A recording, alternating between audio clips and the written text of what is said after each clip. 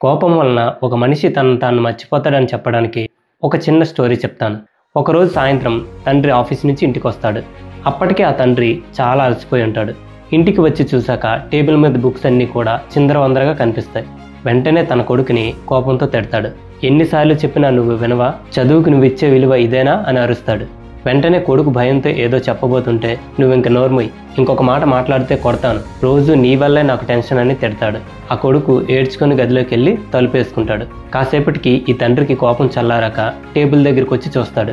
ఆ బుక్స్ మధ్యలో ఈసారి ఎగ్జామ్స్లో నేనే ఫస్ట్ నాన్న, నీకు నా సర్ప్రైజ్ అని రాసి ప్రోగ్రెస్ రిపోర్ట్ను అక్కడ ఉంచుతాడు. దీన్ని చూసి ఆ తండ్రి ఒక్కసారిగా చెమ్మగిల్లిపోతాడు. కాసేపటి ముందు అరిచిన మాటలన్నీ కూడా గుర్తొస్తాయి. అనవసరంగా నా కొడుకుని బాధ పెట్టానని చెప్పి రియలైజ్ అయ్యి డోర్ తీసి కొడుకు దగ్గరికి వెళ్ళి హగ్ చేసుకొని, సారీ నాన్న, తప్పు నాదే, ఇంకెప్పుడు కూడా నీ మీద అనవసరంగా కోప్పడనని చెప్తాడు.